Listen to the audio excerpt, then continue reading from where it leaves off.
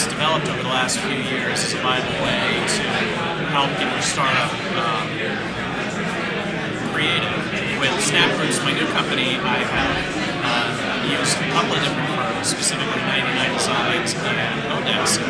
99 Designs is a fantastic way to have a logo developed and also to have website design developed.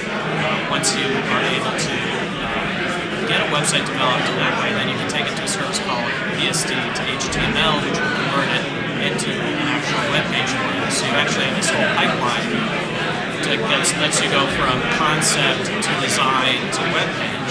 And then you can use a service like ONEList to outsource some, if not all, of your engineering work.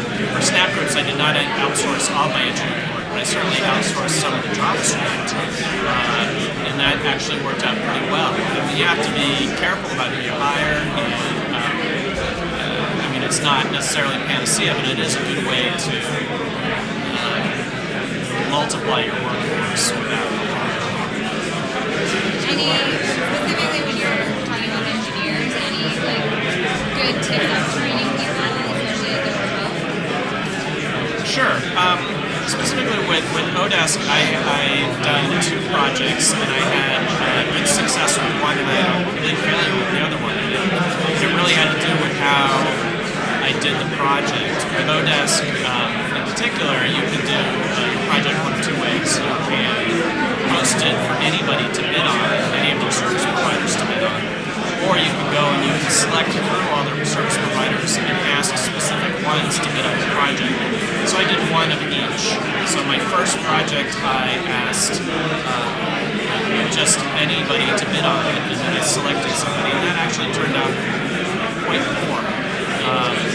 For my second project, I specifically went and looked for the most appropriate service provider I could find, and I found a gentleman in Russia who bid on my project, and I've been working with him ever since, and he's been fantastic. I would just add that a lot of times that happens where you find somebody who that's for 99 Designs and then you end up using that person. So, final question is one I think entrepreneurs struggle with, which is when should they celebrate?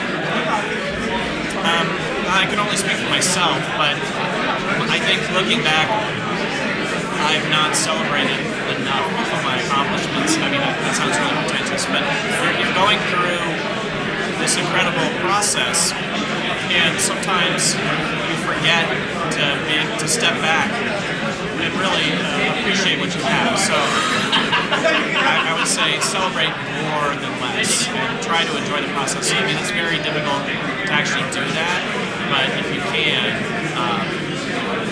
try to really take a step back.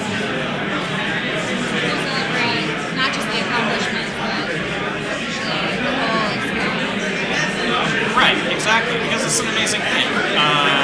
You're actually creating a startup. It's very easy to forget what you're going through because you're just used to the grindstone all the time. And so you really need, or at least I really need to make the effort to step back every once in a while and celebrate.